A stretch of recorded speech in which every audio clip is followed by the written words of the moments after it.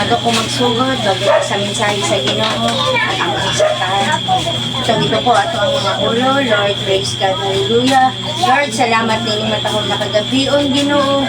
Din, Ginoo, privilege na mo, Ginoo, nga makashare sa imong pulong, Ginoo. O Lord, ang tanan nga niya, din mo, Ginoo, ikuhan ang ilahang mga huna-huna, Ginoo, ang i-open ang ilang kasing-kasing, Ginoo, maski pa ang ilahang mga pandungog, Ginoo. Ikaw, Ginoo, mag-open ang inyong tanan, Lord. Salamat, Ginoo, sa imong presensya karong kagabion, Ginoo. Kay matod pa sa imong pulong, adunay duha o tulo nga nagaisgot sa imong pangalan, aniya ka sa among taliwala. Kining tanan, Ginoo, magipasalamatan sa imong pangalan na sa Kristo. Amen. Amen.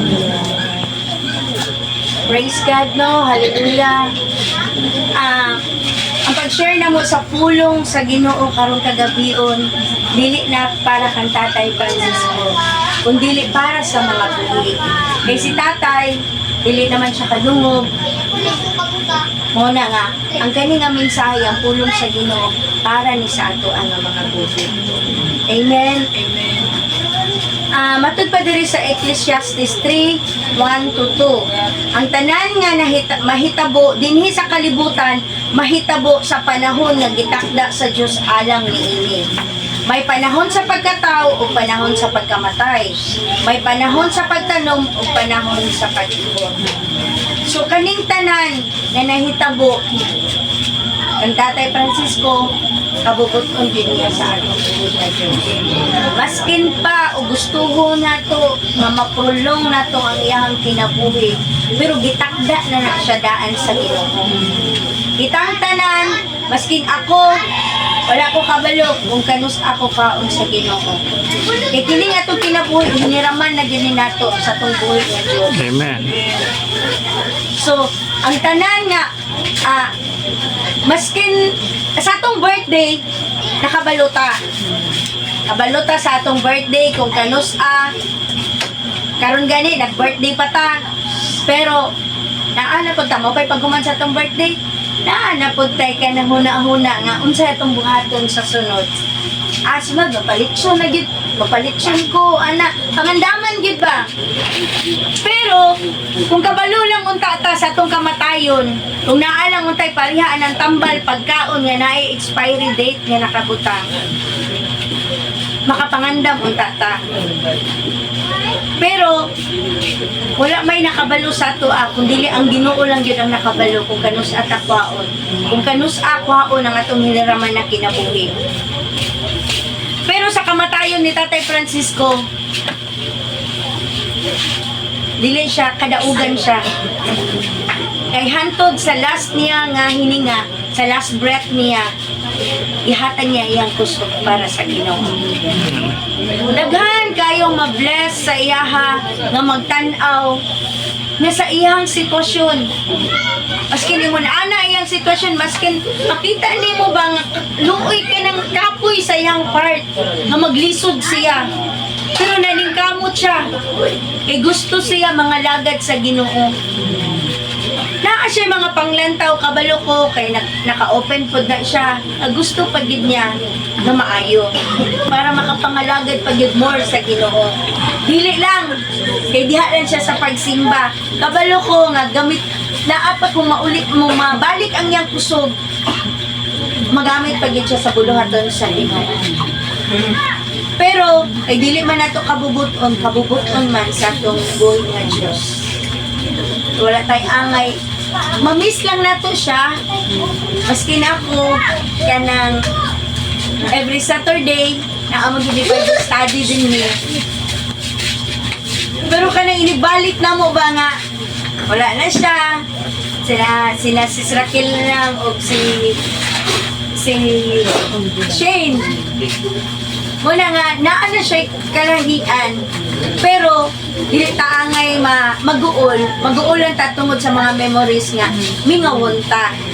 Pero, pasalamatan na to kay namatay siya, kabalutan nga kauban na niya ang atong buhay. Wala tayo laing goal na kalibutan. Kung dili makauban ang atong buhay nga Diyos. Pero kadaugan sa iyang part, kay nga naman, naana siya sa kamot sa Ginoo. Amen?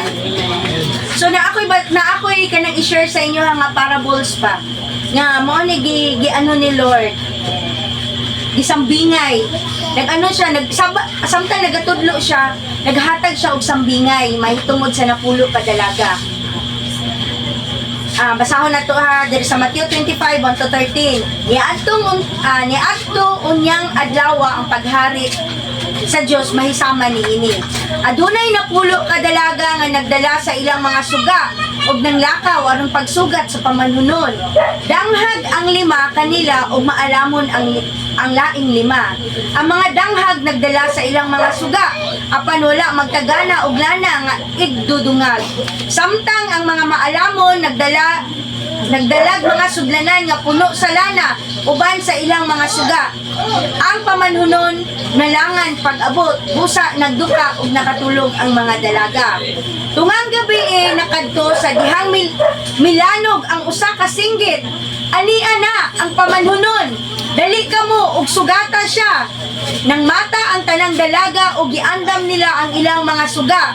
Unya ang mga danghag miingon sa mga maalamon, hatagi kami jutay sa inyong lana kay hapit na mapalon ang among mga suga.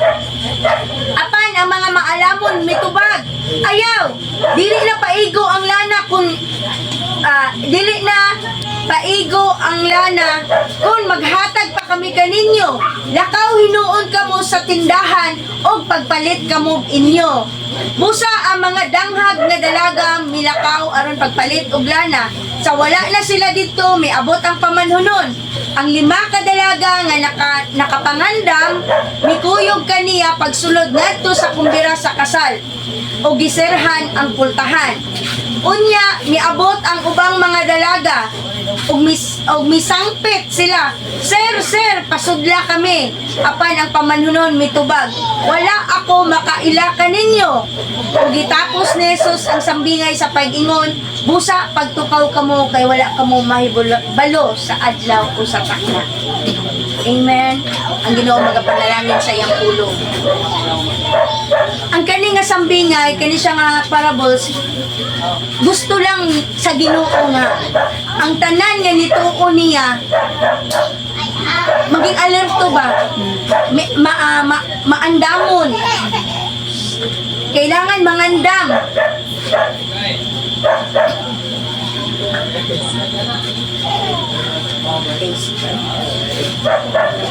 Gusto sa Ginoo na ready ta sa iyahang pagbalik. Sama sa kamatayon, wala ta kabalo kanus ang tuiga, unsang orasa, unsang bulana, unsang adlaw, takwaon, maupod ang pagbalik sa Ginoo. Gusto niya nga ang tanan nga mga nituon niya ang iyahang mga anak mamahimong maandamon. Daghan kaayo karon. Di ba? Daghang sharean. Ang mo share pa, ang magdala pa sa pulong mo adto gid sa tagsa-tagsa ka panimalay, manuktok. Pero daghan kayo grason. Dili lang sa kay manlabalan sa manglabami na milakaw, sis busy kaayo. Sakit kay pamalandungon. Namatod pa sa Jan 1:1. Sa wala pa ang tanan, ang pulong na ana ug ang pulong mao ang Dios. Kung ang pulong ang dala diha sa inyo, i-share sa inyo ha.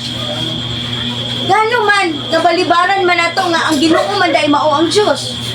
Sama ra nga gibalibaran nato ang Ginoo. Daghan kayong mga matawag nato na siya, sorry sa word ha, sorry sa term. Danghag. Daghan og danghag karong mga panahona. Nga wala kanang easy lang ba, wala nakapangandam. Dili mo dawat sa pulong sa Ginoo. Kaya kung nabilong ka sa maalamon nga tao, mangandam ka, meditate ka permanente sa pulong sa Ginoo. Dili lang ingon na kanang kaila ko ni Jesus, kaila ko sa Ginoo. Yes, kaila tang tanan. Pero ang pangutana, aduna ba tay sakto nga relasyon diha sa iyaha?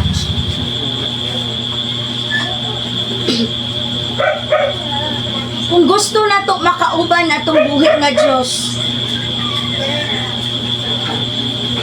mukuan jud ta og kanang relasyon diha sa iya. Sama ba sa kanang bago ninyo nabana ang inyong mga bana karon, di ba nanguyab pa na sila sa inyo ha? Bago mo nagka-relasyon. Ingana po ng atong buhi nga Diyos. Bago nato siya bago gid nato makuha niya niyang presensya, bago gid nato siya mailhan, dapat naagid tay relasyon sa iyahan. Si Tatay Francisco, ang kinabuhi niya, bless kayo. Kaya nga no, pagpanuktok pa lang sa Ginoo sa ilahang panimalay, walay duha-duha, gidawat niya ang Ginoo. Then sa pagdawat niya sa Ginoo, diha niya nasabtan tanan. Diha siya nakabaton og relasyon sa pagpamalandong sa pulong sa Ginoo, sa pagpaminaw niya taga Sabado. Taga Sabado ang among Bible study diri sa ilaha. Nagapaminaw gid siya. Pero diha sa taga Sabado nga pagpaminaw niya sa pipila lang ka minuto. Nakabaton siya og relasyon diha sa buhi nga Dios. Nitubo ang iyang gamay nga pagtuo. Pag abot na mo diri, tan-awon mo siya, hopeless siya. Wala na siya pag-asa. Pero katong nadunggan niya ang pulong sa Ginoo, mo'y nakapabuhi sa iya, kay nitubo ang gamay nga pagtuo sa iya. Nga tanan naay mabuhat ang Ginoo sa iyang kinabuhi. Naamay mabuhat ang doktor, pero gigamit ra na siya nga kasangkapan sa doktor. Pero ang pinaka the best na doktor, mao ang buhi nga Dios. Maubitaw na siya nga maskin pag atakihon na siya pagkabuntag, pero musimba gid siya kay nakabaluman siya kung kinsa ang iyang Ginoo nga gialagaran. Gisurrender niya ang tanan sa iyaha. Duha ka tuig nangalagad siya sa tungbuhi nga Dios. Daghan kay mabless sa iyang kinabuhi. Ngano siya nga naglisod og lakaw sa iyang sitwasyon makaabot sa simbahan. Pero katong mga tao nga able pa mo simba kompleto, dili jud kaabot sa simbahan. Kaya nga naman, nabilong to sila sa mga danghag. Kita man ang bride ni Lord, ang Ginoo ang atong groom. So dapat ang tanan nga bride maging ready pag abot sa iyahang groom na mao si Jesus Christ. Wala ta kabalo. Ugma, unya, sunod bulan, sunod adlaw, sunod tuig, wala ta kabalo kung hantod kanus-an na lang ta aning kalibutan. Mo bitaw nga kani nga sambingay gusto sa Ginoo nga ang tanan ni dituo sa iya, ang tanan niya mga kaanakan maging alerto. Mangandam jud. Dapat mangandam tang tanan kay wala ta kabalo kung kanus-an mo abot ang Ginoo. Dili lang sa pag-abot sa Ginoo, kung dili ang atong kamatayon. Dili man ta makaingon nga simba ko. Kay gustuhon man nato nga moabot ta og 50 anyos, 60 anyos, 80 anyos, walay makabuot kung kabubuton na siya sa Ginoo. Una nga, diri sa Mateo 24, chapter 42, busa, pagbantay kamo kay wala kamo masayod kung unsang adlaw mo anhi ang inyong Ginoo. Amen? Amen. Ang pulong sa Ginoo dili bakakon. Maubitaw na sa Joshua 1:8, kailangan nato tun-an ang pulong sa Ginoo ug atong ikinabuhi. Dili lang ingon na maminaw lang ta, nakailata sa ato ang ginasimba, pero dapat i-meditate nato ato yung ikinabuhi ang pulong sa Ginoo. So useless ang tanan. Kabalo ka, maskin pag page, cover to cover, ma-memorize nimo ang tanang bersikulo. Pero once nga wala nimo na gikinabuhi, walay saysay ang tanan. Kung nakabalo ka sa kamatuuran, ikinabuhi. Tanan nato nga pagabuhaton adlaw-adlaw, Atong hulang-hulaon ba nga last day na lang gid ni nako sa akong kinabuhi. Kaya nga naman, pag moingon kag last day na lang na nimo, tanan nimo buhaton, dili na ka makabuhat o dili maayo. Kaya last day na lang God. Ang the best na imong buhaton. Unsa may atong buhaton kung moingon kung taningan na gani ka sa doktor, moingon ang doktor nga 1 month na lang kasi, 1 month na lang gid ka. Anay taning. Unsa kaya imong buhaton? Di ba?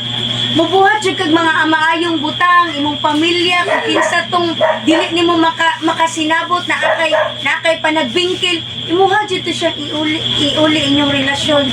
Kay hapit na betang mawala. Mauna siya na dapat ang atong ang mindset taga-adlaw, pag mata na to sa buntag, basig karon na lang kung adlaw. Realidad man gud na siya, dili ta makayog simba ko, wala na nang simba ko ron. Kay walay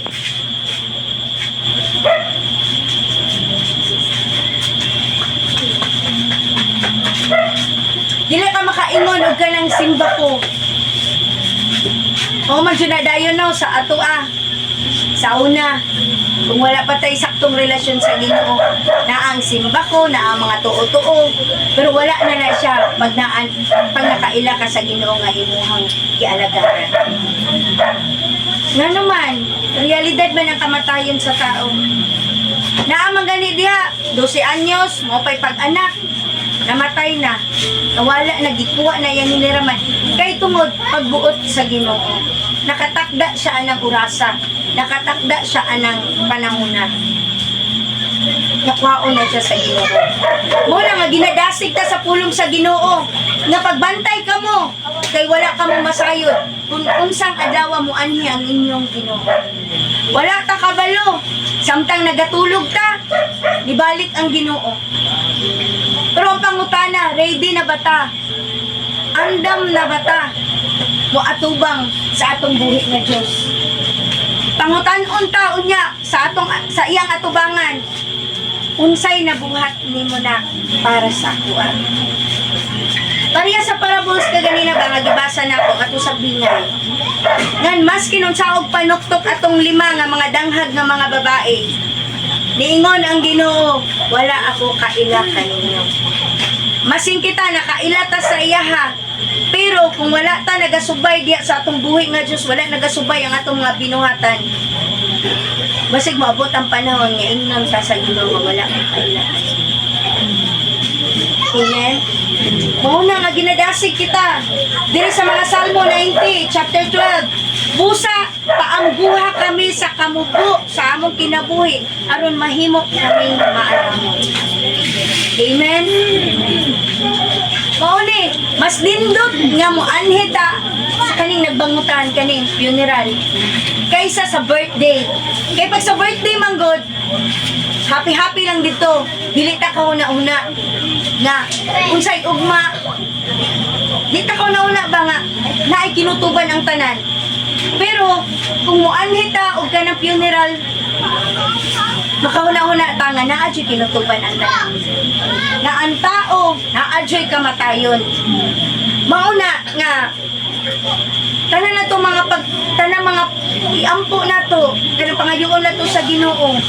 Pareha ni David ba nga ningon siya, Lord, paamguha kami sa kamubo sa among kinabuhi aron kami mamahimong maalamon. Pareha atong 5 ka maalamon nga mga babae. Katong 5 ka maalamon nga mga babae, mauto sila ang nagtukaw kanunay sa pulong sa Ginoo. Mauto sila ang kung naay mo share sa pulong, mudawat, maminaw, nagameditate sa pulong sa Ginoo, naghimo og nag-create og relationship diha sa Ginoo. Mao na nga mga igsoon, gi-encourage ko kamo karong kagabion samtang naa pa tay kusog. Ready pa ta mo serve kay Lord, mubalik sa iya. Kay maski unsa nato ka makasasala, wala man gyud perfecto nato ani kalibutan. Makasala gyud ka. Pero anda mga atong buhi nga Dios, basta matinud-anon lang gyud ta mo dawat niya. andam siya. Mamupasaylo na to ang atong mga sala. Kung sama man kinis ka itong. Pero once na mubalik ta sa iyaha, pamahimo mawala na yun ang atong mga sala. Mauna nga, samtang napatay kinabuhi, able pa ta, wala patay, mga sakit nga gipang bati. Balik ta sa Ginoo mga igsuon. Muserve tagbalik sa iya, ihatag na to ang tanang kusog sa iya ha. Kalay walay lain, kani atong pagpangita sa kalibutan o kaning kwarta, walay dautan sa pagpangita o kwarta, pagtrabaho para sa pamilya. Pero kung masagasaan na nimo ang para sa Ginoo, kay ang Sunday huli na siya para sa Ginoo. Ang Sunday para gina sa Ginoo. Ang unong kaadlaw sa isa ka semana, ang unong kaadlaw gihatag na sa tao para manginabuhi, mukamada. Pero ang ikapito kaadlaw nga mao ang Domingo para na siya sa Ginoo. Pila lang ka oras ang simba. Pero mas pilion pa sa tao nga manginabuhi. Kay ngano man, wala man siya kabalo na ang tinubdan sa tanan, ang blessor na to, ang blessing nga atong ginapangita, ang kwarta nga atong gipangita, ang mga unsa pa mga butang nga naa ning kalibutan, ang Ginoo tanan ang tagiya. Una nga dapat ta una ta mangita sa blessing, unahon sa nato ang blessor nga mao'y tag-iya sa tanan. Ay matod pa sa Mateo, seek ye first the kingdom of God, and all these things shall be added unto you. Amen? Unahon na to ang kabubuton sa Ginoo, kay ang tanan, kung unsa man ang kulang sa inyo ha, idagdag ra na siya sa Ginoo. Nindot kay mga lagad sa Ginoo mga igsuon, kay ngano man, ang proteksyon ng daan sa atong adlaw-adlaw nagaadto ta sa atong mga trabaho, maskin unsa pa nga atong gipanghimo, adlaw-adlaw na ang proteksyon sa Ginoo. Ang pag naa ang Ginoo sa atong panimalay, naa ang gugma kalinaw.